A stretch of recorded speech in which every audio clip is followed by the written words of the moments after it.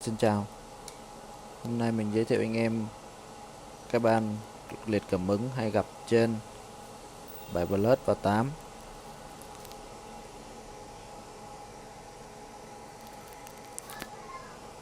Đó là cái ban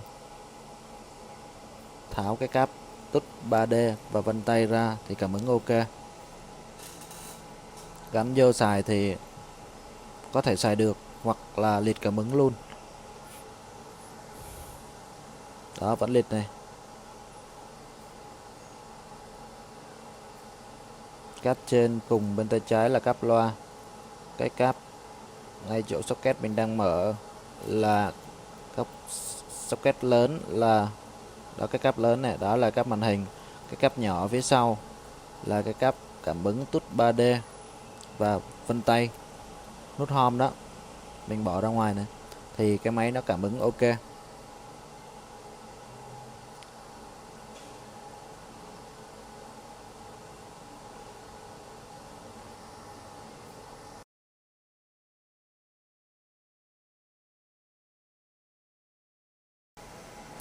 Tiếp tục mở sơ đồ lên để phân tích và tìm hiểu nguyên nhân.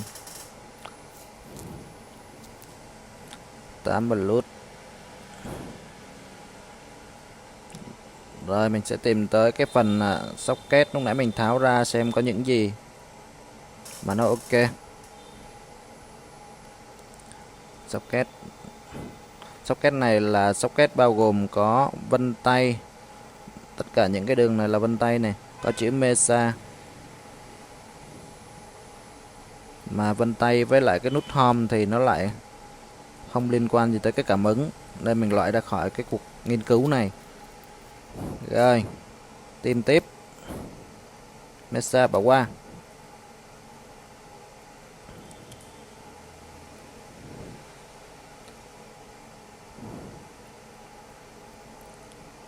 Ma 3 2V75 cấp áp cho cái tút 3D, mà tút 3D thì lại không có liên quan gì tới cái cảm ứng, bỏ qua luôn.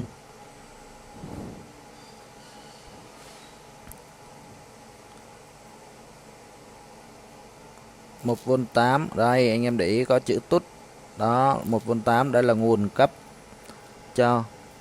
nguồn cho cái cảm ứng này, có chữ tút đó. Hai đường SC S clock, đây đường data của thằng cảm ứng đây nó đi qua màn hình, anh em chú ý nha, có liên quan tới cái socket màn hình, và bên này nó đi qua này. Đó, mình sửa cảm ứng thì mình sẽ đi tìm những cái đường cảm ứng thôi.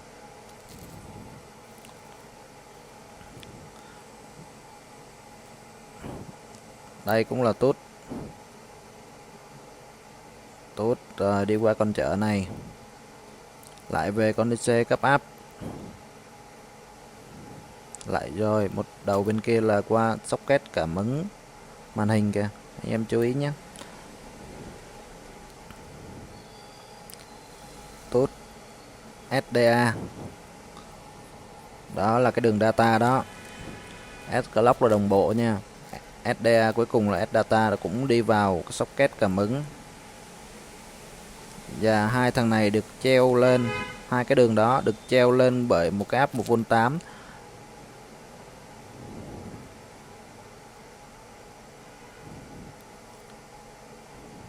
Đường reset, đây là đường reset này. Đường reset thì lên CPU anh em đo có tổng trở thì anh em bỏ qua luôn.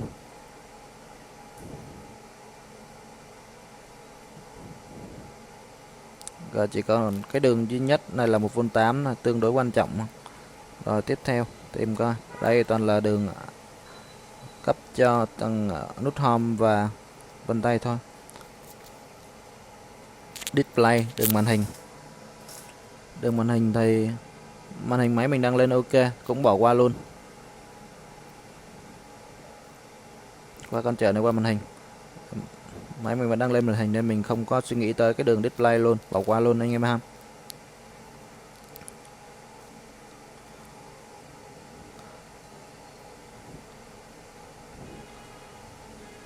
Reset này mới đo, bỏ qua. TP chỉ có hai đường duy nhất là qua hai con chợ và con cấp áp, vậy là cái nguồn cấp cho nó tương đối quan trọng không.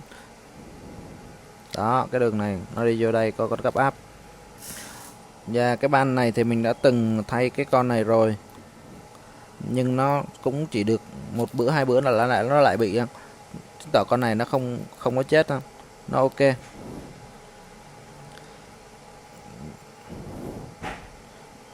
Mình cũng chưa có thời gian nhiều để tìm hiểu cái ban này là tại sao nữa. Nhưng ở đây có 4 chân, thì một chân là V-boot này, cái chân này là chân V-boot. Đi lên đây máy nguồn đang ok, nếu cái đường này nó có vấn đề thì cái nguồn máy nó sẽ không lên, hoặc là nó chập chờn như thế nào mình sẽ biết ngay. Nhưng máy ở đây rất là ok. Cấp áp xuống đây thì mình cũng bỏ qua cái đường này luôn, tại vì máy đang lên ok không. Và cái đường này là cấp áp 2V75 cho cảm ứng lực, bỏ qua luôn tại không liên quan tới cảm ứng. Cảm ứng chỉ có cái đường 1V8 này cấp duy nhất cho hai con chở treo vô cái đường S clock và S data. Rồi mình sẽ quyết định cái con IC cấp áp này mình đã từng thay rồi ha, nó vẫn bị, thì mình sẽ đi tìm cái đường áp nào 1V8, mình quyết định câu cho cái đường đó. Mình sẽ thay thế cái nguồn cấp áp từ con IC cấp áp ra bằng một cái nguồn 1V8 khác.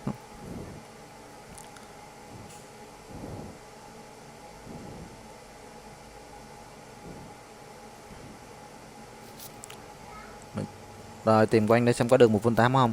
Đây, đường 1V8 Mesa Vân Tay. Thì cái đường này có mỗi vào IC nguồn thôi, cũng không cấp áp nhiều. Mình thấy cái công suất của nó tương đối nhỏ nên mình không sử dụng, mình sẽ tìm đường khác không. Cạnh đây thì có một đường, đúng rồi, đây là display cấp cho màn hình cũng 1V8. Em xem coi.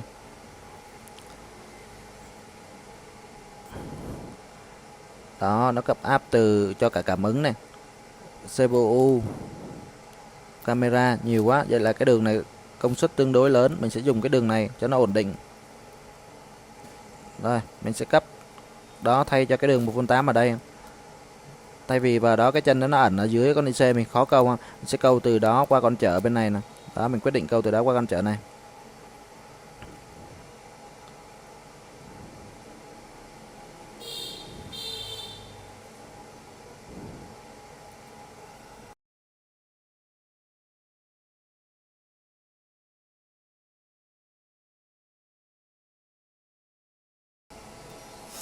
Và mình phải đo đạc socket này. Không phải máy nào nó cũng giống như máy nào không, nhưng cái nguyên nhân mình hay gặp trên cái máy còn nguyên cây zin đó là thằng 7 plus và 8 plus hay bị cái ban này. Sẽ phải loại trừ những cái nguyên nhân như là ai tác động vào thiếu linh kiện xung quanh, người ta tháo ráp gì đó. Giờ bị chạm chập mình phải đo kỹ không. Rồi mình sẽ câu cái áp này từ 1V8 cuộn dây này xuống cái áp con chợ lúc nãy, đó là cái đường áp ra của con IC.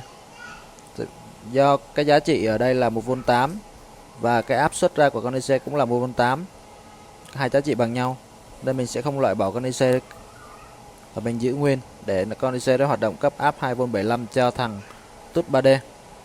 Máy sẽ vẫn có tút 3D bình thường.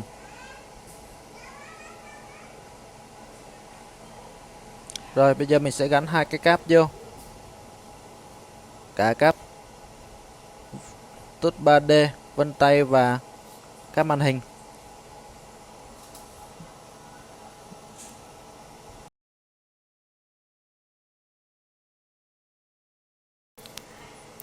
Mọi người coi thấy hay và hữu ích thì nhớ like cho mình. Chúc mọi người may mắn.